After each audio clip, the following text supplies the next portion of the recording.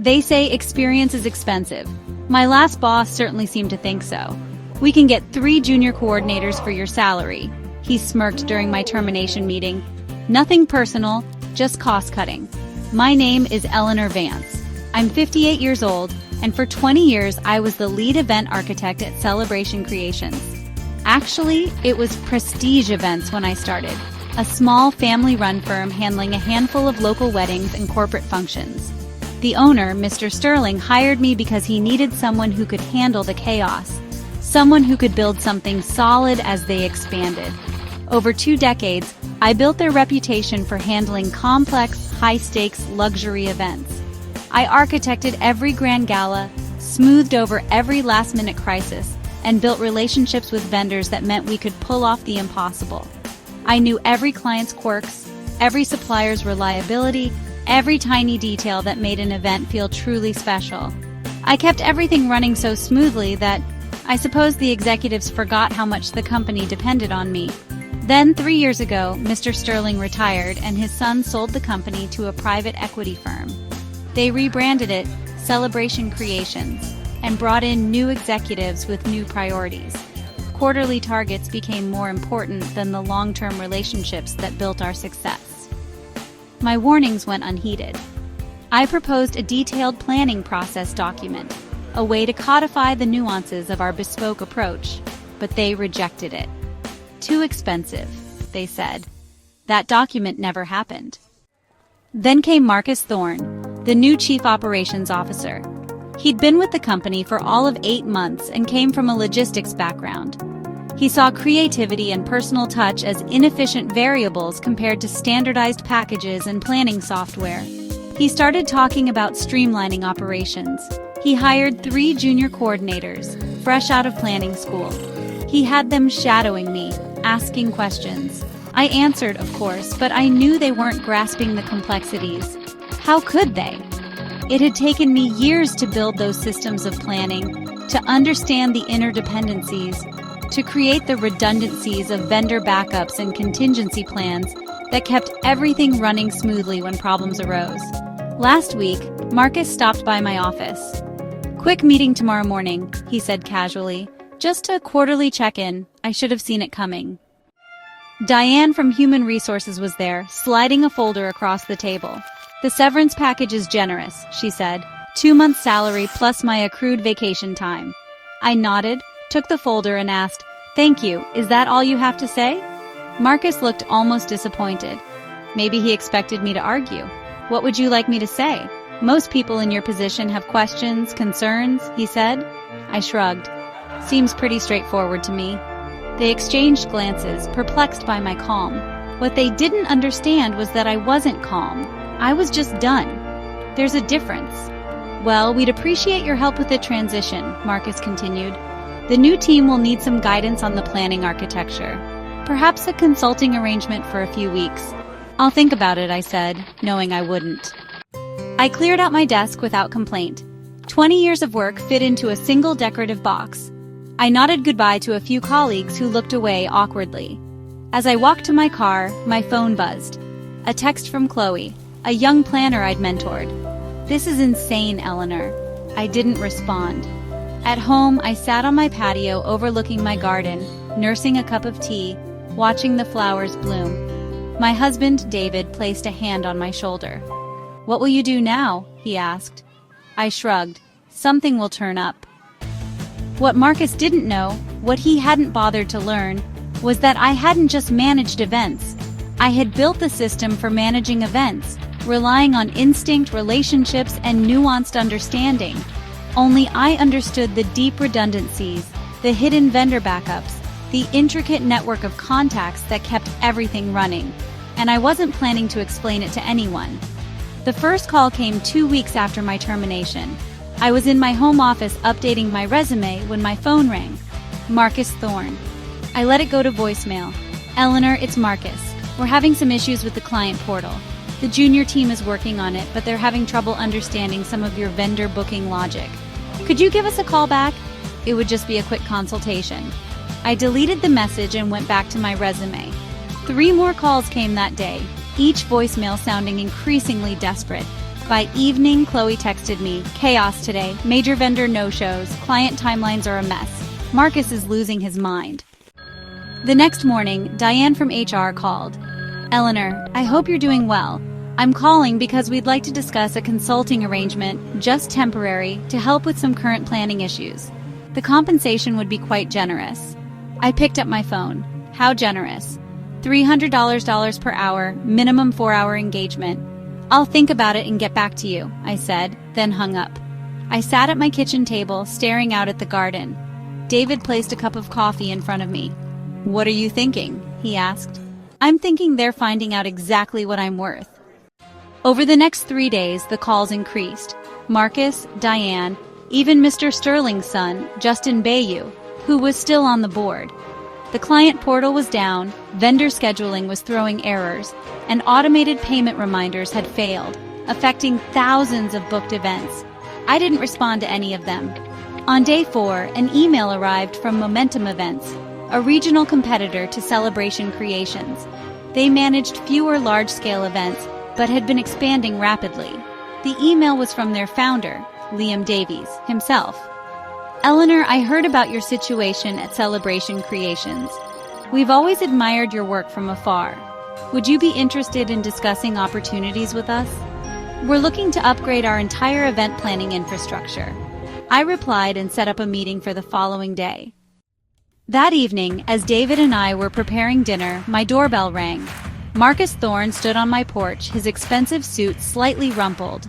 "Eleanor, I apologize for dropping by unannounced, but we have an emergency situation. The entire system is down. Nothing is working. The team can't figure out what's wrong or how to fix it." I leaned against the doorframe. "That sounds serious?" "It is. We need your help. The board has authorized me to offer you a substantial consulting fee, $500 per hour. Whatever it takes." I thought about the decorative box in my office. 20 years of work reduced to a few mementos. I thought about nothing personal, just cost-cutting. I thought about the documentation process they'd never approved. "I'm sorry to hear about your troubles," I said quietly. "But I have an interview tomorrow. Something will turn up, just like I thought." I closed the door on his stunned face and went back to making dinner. For the first time since my termination, I felt a sense of peace wash over me. Not satisfaction, not vindication, just clarity. Meanwhile, Celebration Creations problems were escalating. Chloe kept me updated through occasional texts. The system had been partially restored, but critical functions were still failing. They'd brought in an expensive consulting firm specializing in disaster recovery. A week after I started at Momentum, Marcus called again. "Eleanor, please, this is getting serious. We've lost access to client details for the past 3 months. Clients are complaining about incorrect bookings. The consulting team says they need your input on the database structure." I was tempted to ignore it, but something made me pick up. "Marcus, I'm employed elsewhere now." "Exclusive contract, I'm afraid. I can't help you." "We'll double whatever they're paying you for just 2 days of your time." "It's not about the money." "Then what is it about?" "Revenge? Are you enjoying watching us struggle?" I paused, considering my answer carefully. "No, Marcus, I'm not enjoying it, but you made a business decision. You decided my experience wasn't worth the cost. Now you're discovering what that actually means. The board wants to discuss bringing you back. Full salary plus a signing bonus." For a moment, I felt a flicker of satisfaction, but it quickly faded. Going back would solve nothing. The same executives who decided I was expendable would be waiting for the next opportunity to cut costs. "I appreciate the offer, but I've made a commitment to Momentum Events." Marcus's voice hardened. "You know, there could be legal implications if we discover you intentionally made our systems difficult to maintain. Non-compete clauses, intellectual property concerns." There it was, the threat I'd been expecting. The system is exactly as it was when the company repeatedly denied my requests for a process documentation team. Every line of code, every vendor list belongs to Celebration Creations, as specified in my employment contract. I've taken nothing with me except my experience, but feel free to have your lawyers contact mine. I hung up, hands shaking slightly, not from fear, but from anger I hadn't allowed myself to feel until now. The accusation that I'd somehow sabotaged them was the final insult. At Momentum, I was starting fresh, building systems properly from the ground up, full documentation, training programs for the planning team, and redundancies that would prevent the kind of catastrophe Celebration Creations was experiencing. I wasn't going to look back anymore, but I wasn't going to help them either. Some lessons had to be learned the hard way. A month after joining Momentum Events, I received an unexpected visitor in my new office. Chloe, my former junior planner, stood awkwardly in the doorway holding a laptop bag. "Got time for lunch? Over sandwiches at the deli?" Over sandwiches, Chloe filled me in on the chaos at Celebration Creations. "It's worse than you think. They've lost access to historical data going back 3 years. The backup systems are corrupted somehow. The consulting firm is saying they might need to rebuild from scratch." I wasn't surprised. The backup system had multiple redundancies and security protocols that needed to be followed precisely. Skip one step, and the entire process would fail in a way designed to protect sensitive client data from unauthorized access. That's not all. I found something when I was trying to help the consultants understand the booking system. Marcus had been planning your termination for months. He'd been meeting with the board, convincing them that your custom approach was too expensive to maintain. "How do you know this?" Chloe pulled out her laptop and showed me a series of emails she discovered in the system archives. Emails between Marcus and the board discussing the legacy staff reduction plan, specifically naming me as the first target.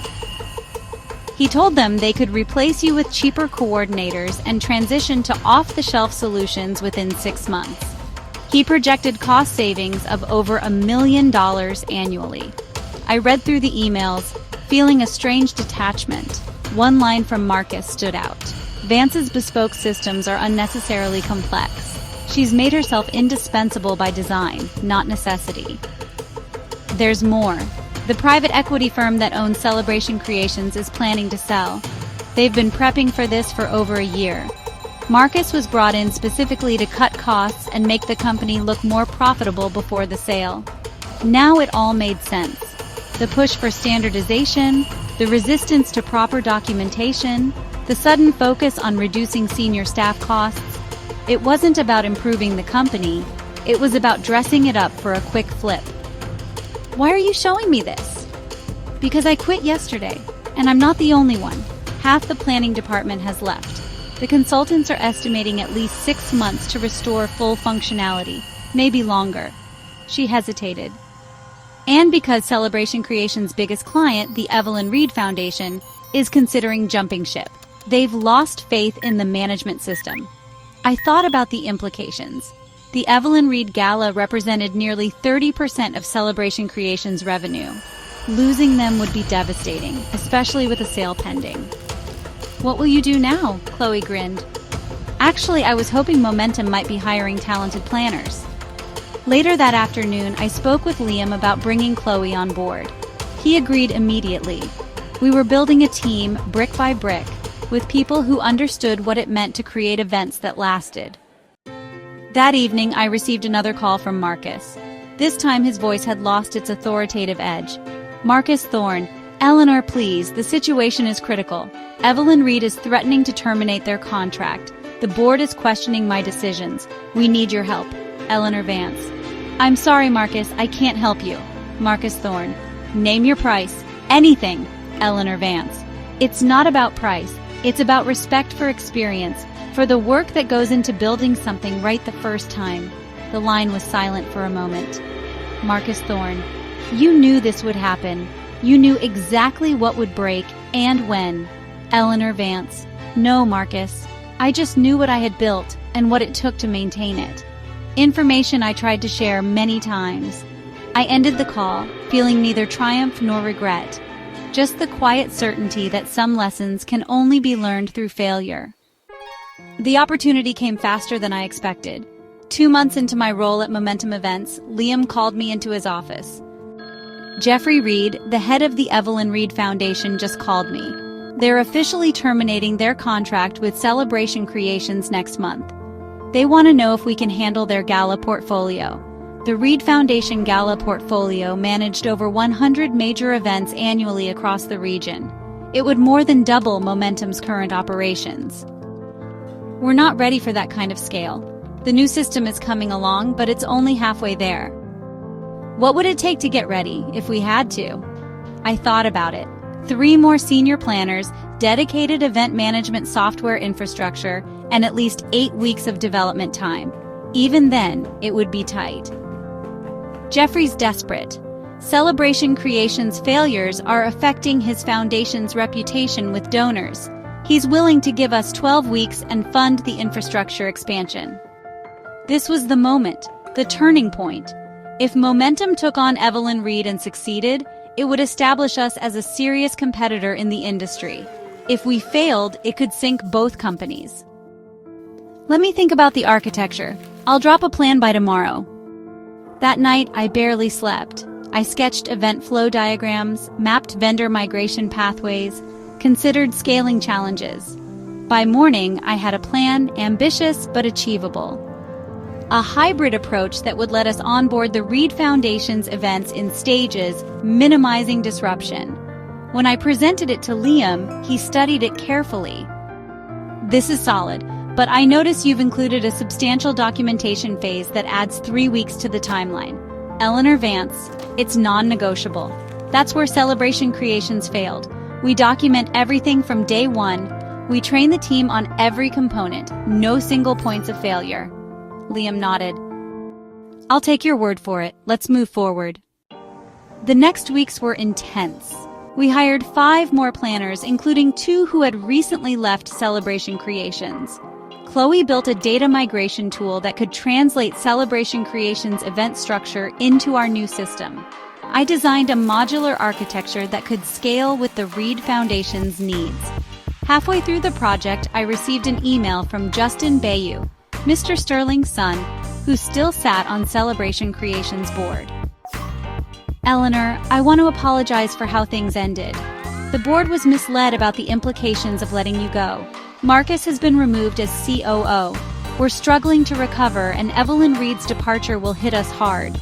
If you're ever interested in coming back, the door is open. I didn't respond. 10 weeks into our 12-week timeline, we were ready for a staged rollout. The Reed Foundation's smallest region, comprising 20 major events, would migrate first. If successful, the remaining regions would follow. The day before the migration, Liam called me into his office again. A familiar face was waiting, Jeffrey Reed himself. So, you're the event architect? Liam has told me a lot about you. All good, I hope, Jeffrey smiled. He says you've built us something that won't fall apart every time we add a new event. Something that will grow with us. That's the plan. I also hear you used to work for Celebration Creations. I nodded, unsure where he was going with this. They're in trouble, you know. The private equity firm is trying to sell, but with Evelyn Reed leaving and their system still not fully functional, they're not finding many interested buyers. He paused. Jeffrey Reed? Except one.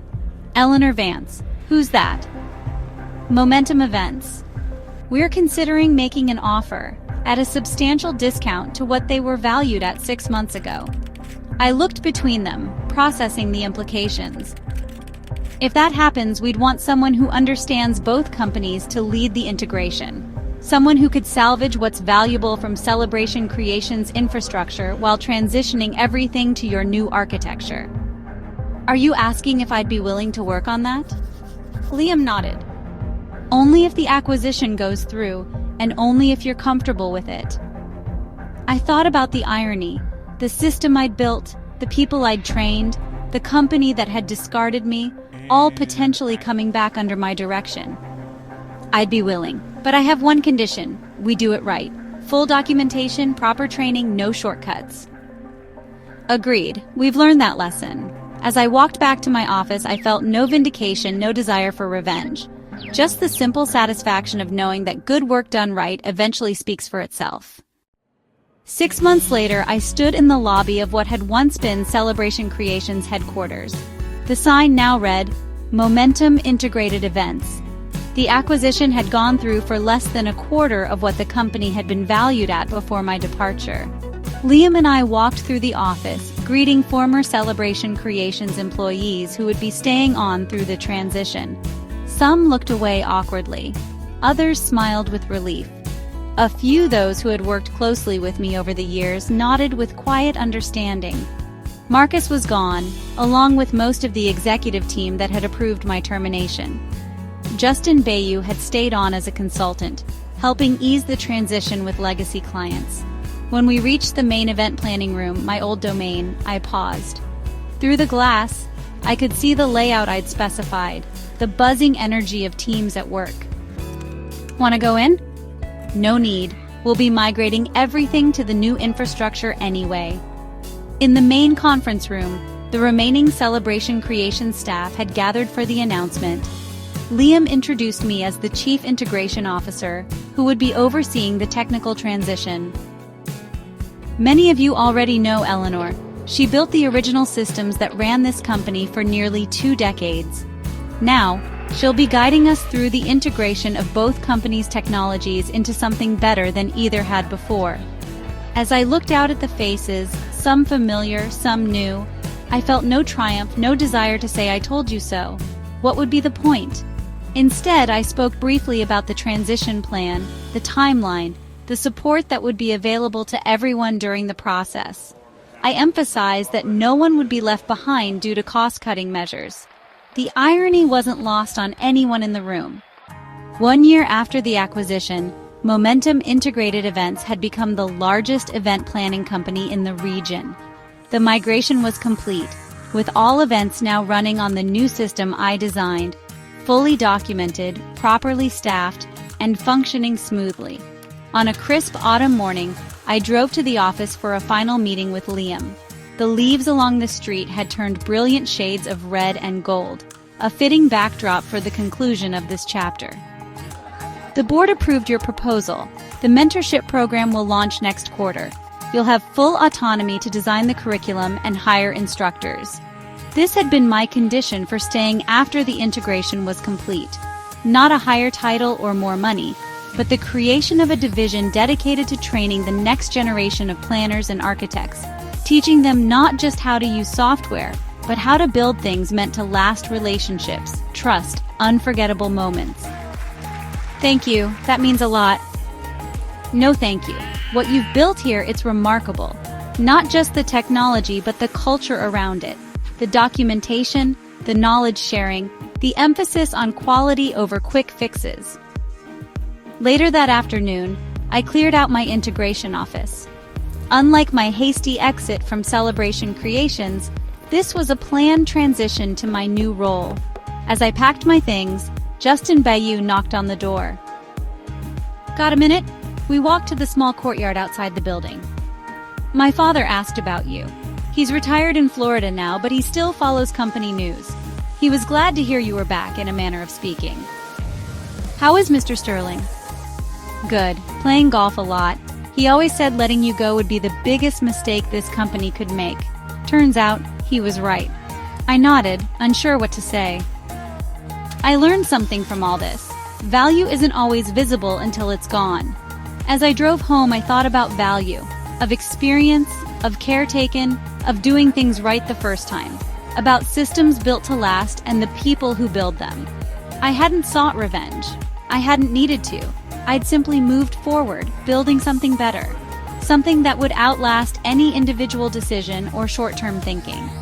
Sometimes the best response to being undervalued is simply to prove your worth elsewhere and let the results speak for themselves. Welcome to the Deep Dive. So today we're digging into, well, it's quite a story, really, almost a cautionary tale. It comes from Eleanor Vance's own account of getting terminated from her longtime job at Prestige Events, which, later became Celebration Creations, and then the pretty dramatic fallout that happened afterwards. Yeah, we've got her side of things, and we can also see what happened to the company. It's fascinating. Right. And our mission here basically is to unpack what happens when a company decides, maybe a bit short-sightedly, to prioritize cutting costs over, well, decades of experience, and those hidden costs that creep in. It's a really potent real-world example, isn't it? How decisions that look good on paper, financially speaking, can just spiral. Exactly. We're looking at this company that, swapped out one highly experienced, probably higher paid person for 3 junior folks. And the big question is, did that actually save them money in the end? What was the real price? Yeah, definitely. And for you, the learner listening in, this deep dive is just packed with insights. We're talking the real, tangible value of deep expertise, the risks when you undervalue that. And those systems, the ones you don't always see that keep complex stuff running smoothly. Get ready for some aha moments, I think, about the true cost of cutting corners. Okay, so to really get it, you need to understand Eleanor's role first. 20 years. Lead event architect. 20 years? Yeah, 2 decades basically building their ability to do these really complex, high-end luxury events. It wasn't just booking rings and caterers. No. She designed the whole framework. She knew the clients, like personally, their quirks, knew the vendors, the reliable ones, the whole intricate dance of planning these massive events. And she saw the potential problems, right? Yeah. She actually suggested creating a detailed planning document. Right. Capture all that knowledge. New management said, nope, too expensive. Oof, that's telling, isn't it? Prioritizing saving a few bucks now over securing knowledge for the future. Classic. It really set the stage for what came next. Absolutely. That rejection is like an early warning sign of the shift. Then the company gets sold. Private equity firm comes in. Oh, okay. Now, typically, these firms, their goal is often to boost profitability quickly, usually through cuts, so they can sell it on for a profit. Short-term focus. Right. So prestige events become celebration creations. New bosses, new priorities, quarterly targets, streamlining. Yeah, and streamlining here seems to mean like standardized packages, junior staff, kind of pushing aside that bespoke, high-touch approach Eleanor had built. Which brings us to Marcus Thorne, the COO. Right, logistics background, comes in, and within a year, he looks at Eleanor's creativity, her personal touch. The very things that made them successful. Exactly, and he sees inefficiencies. Wow. Okay. So his solution, hire 3 junior coordinators, have them shadow Eleanor. He figures they can just, learn her job. But Eleanor, with those 20 years under her belt, she sees right away they're not getting it. Of course not. They're missing the systems she built. The backup vendors, the contingency plans, all the little connections that keep things from completely falling apart if something goes wrong. It's that classic clash, isn't it? Deep embedded knowledge versus a surface level metrics-only view. Yeah. Marcus probably saw one salary figure. Eleanor saw this whole complex ecosystem she'd spent decades building. The shadowing thing just highlighted the gap. You can watch someone do something. But you don't understand the why behind it. The years of learning. Precisely. And then, well, the inevitable happens. The meeting. Yep, quick, abrupt. Here's your generous severance, 2 months pay plus vacation time. And Eleanor, she's surprisingly calm, which apparently throws Marcus off. Yeah, he even asks her to help with the transition. As if you just hand over a password, he didn't get it. her response, I'll think about it. Which basically meant no chance. I think her calmness came from knowing her worth and probably realizing that trying to explain the complexity to people who'd already dismissed it was just pointless. She was ready to go somewhere she'd be valued. So she does. She moves on. But back at Celebration Creations, well, doesn't take long. No. Almost immediately, problems start. She gets a text from Chloe, right? A junior planner she'd mentored. Yeah, and it says it all. The whole team's lost. Ouch. Yeah. Just shows how much she was holding things together, even informally. Totally. That mentoring, the quick fixes, the advice, stuff that never shows up on a spreadsheet, but it's critical. Suddenly the anchor's gone. And then within just 2 weeks, Marcus starts calling. Leaving voicemails, getting more and more frantic. Issues with the client portal. Problems with the vendor booking logic. The core stuff is breaking down. Yeah, the client portal is how clients track everything, pay, communicate. If that fails, trust evaporates instantly. And the vendor booking, that's logistics central. If that breaks, chaos. And Chloe's texts confirm it. Chaos. Vendor no-shows. Client timelines are shot. The junior team, bless them, they're just overwhelmed. They don't have the map Eleanor built. It escalates fast, too. These aren't small bugs. No, these are systemic failures. Everything was likely tied into Eleanor's custom system, and without her, they're flying blind trying to fix a complex engine with no manual. Then HR calls. Diane, offering a consulting gig. Oh, the backtracking begins. $300 an hour. Minimum 4 hours. It's basically them admitting, okay, we messed up, we need you back. And willing to pay a premium for the expertise they just tossed out. The irony. It really highlights the flaw in that initial calculation, doesn't it? Yeah. Saving her salary. Now they're looking at way more just for damage control. And she just said she'll think about it. Yeah. But over the next 3 days, it gets worse. Way worse. Calls are escalating. Oh, yeah. Marcus, Diane, even Justin Bayou, the son of the original owner, Mr. Sterling. Wow. So it reached the board level, effectively. Looks like it. The whole system is crashing. Client portals down completely. Vendor scheduling is a nightmare. Payment reminders haven't gone out, affecting thousands of events. Thousands. That's catastrophic. And Eleanor, still not picking up. Good for her. She knows her value. They clearly had no clue how much they relied on her, expecting her to just jump back in after kicking her out. Right when all this is hitting the fan for Celebration Creations, something else happens for Eleanor. An email. Oh, from who?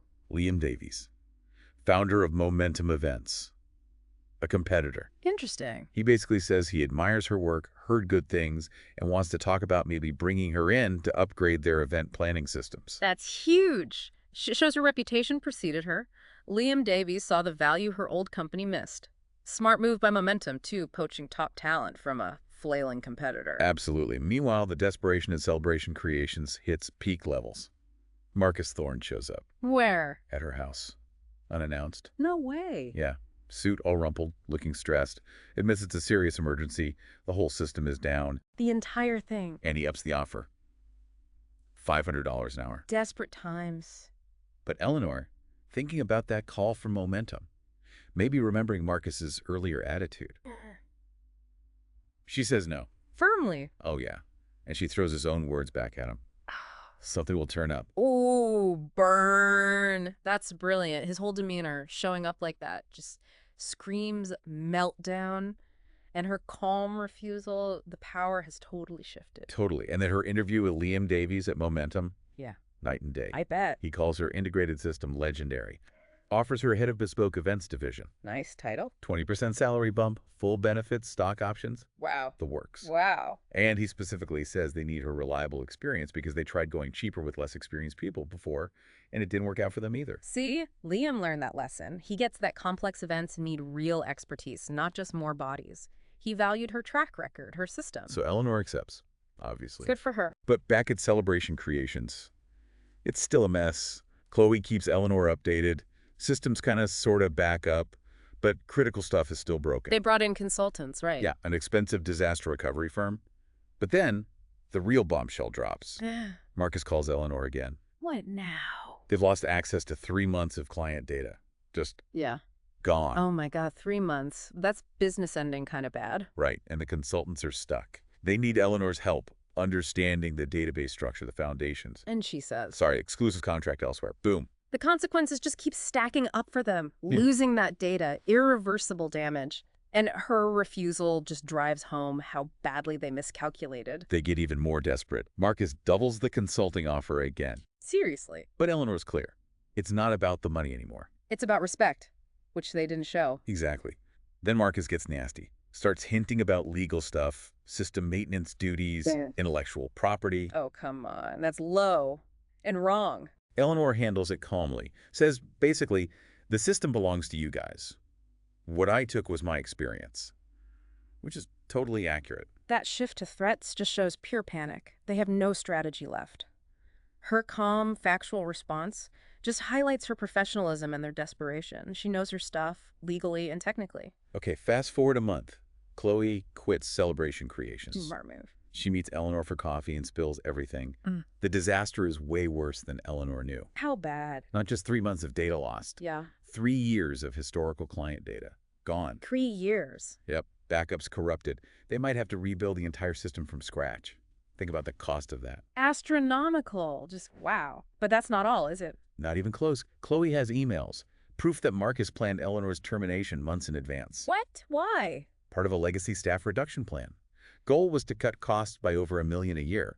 They figured they could just switch to some off-the-shelf software in 6 months. 6 months to replace a complex, bespoke system built over decades. Delusional. Totally. One email called Eleanor's system unnecessarily complex. Said it was designed to make her indispensable by design, not necessity. Unbelievable. They didn't see sophistication. They saw inconvenience because they didn't understand it. Classic mismanagement. And Chloe confirms the motive. The private equity firm wanted to pretty up the books quick to sell the company. Ah, there it is. Short-term pump and dump strategy. Plus the killer blow. Their biggest client, the Evelyn Reed Foundation, is thinking of walking. That would be devastating. That's probably the core revenue stream. The whole PE strategy crumbles if they leave. So yeah, momentum's gain, celebration's pain. Eleanor hires Chloe, which is smart. Very smart. Gets insider knowledge and loyalty. Marcus makes one last, truly desperate call. Evelyn Reed is officially threatening to pull their contract. He basically offers Eleanor a blank check. Name your price. Too little, way too late. Eleanor just repeats. It wasn't about money. It was about respect for her experience, for the work. She tried to share, tried to document. They dismissed her. It's the perfect illustration of a self-inflicted wound. They created this crisis entirely themselves. Then, the game changer. 2 months into Eleanor's job at Momentum, Yeah. Jeffrey Reed himself, head of the Evelyn Reed Foundation, calls Liam Davies at Momentum. Oh, this is it. He tells Liam they're terminating the Celebration Creations contract. And then he asks, can Momentum handle their portfolio? Over 100 big galas a year. Wow. That's massive. The catch, the timeline is insane, 12 weeks. But Reed offers funding for infrastructure expansion. That's huge vote of confidence, basically saying, we believe in you, especially with Eleanor there. Here's money to make it happen. What a turnaround for Momentum and a death blow for Celebration Creations. Eleanor steps up, devises this ambitious plan.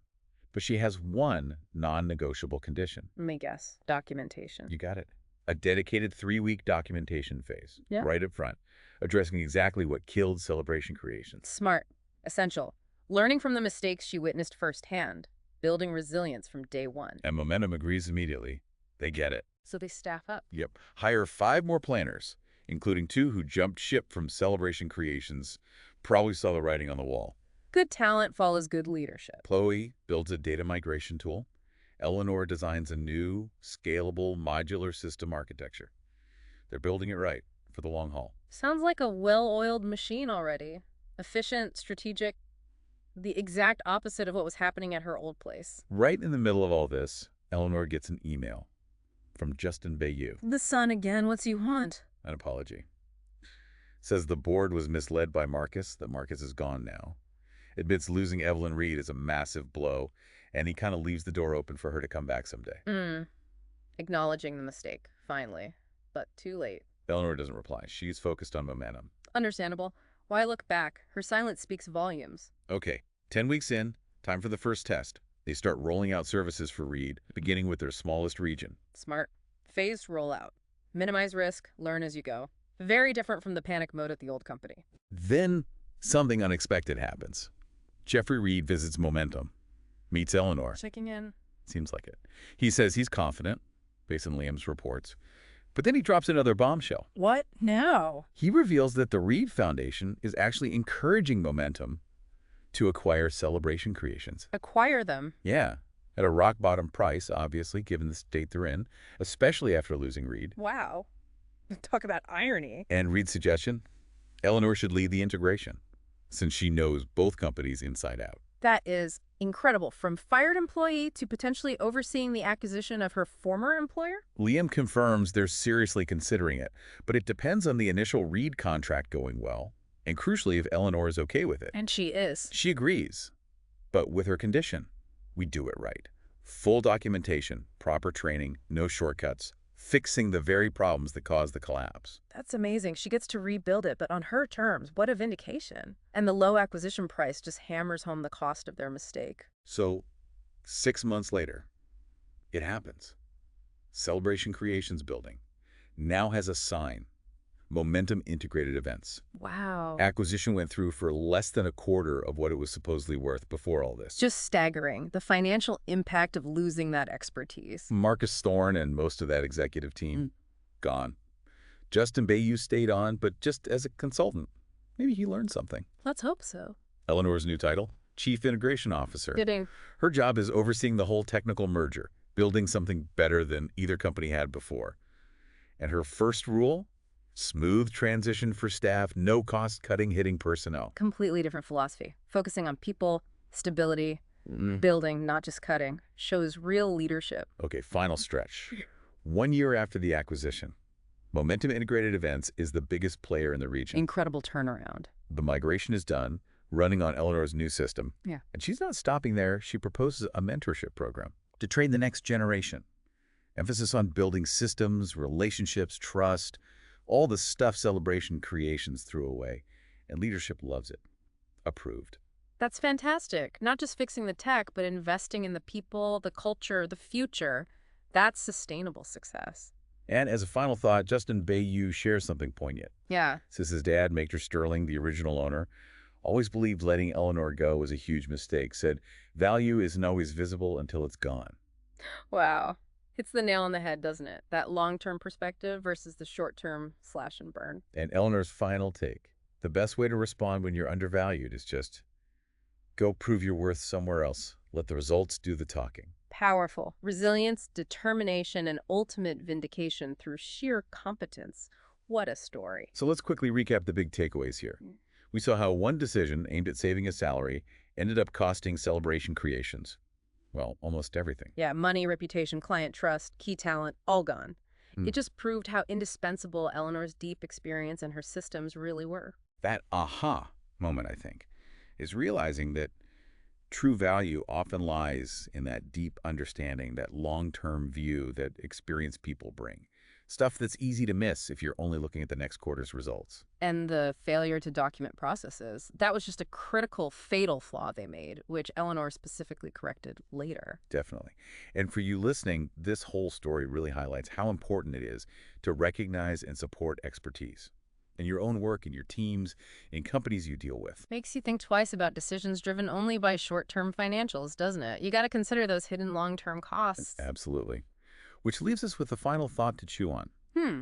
Who are the Eleanor Vances in other fields? What unseen expertise or undocumented systems are quietly holding things together all around us? That's a great question. Maybe, like Mr. Sterling said, you only truly appreciate the cost of something when it's suddenly gone.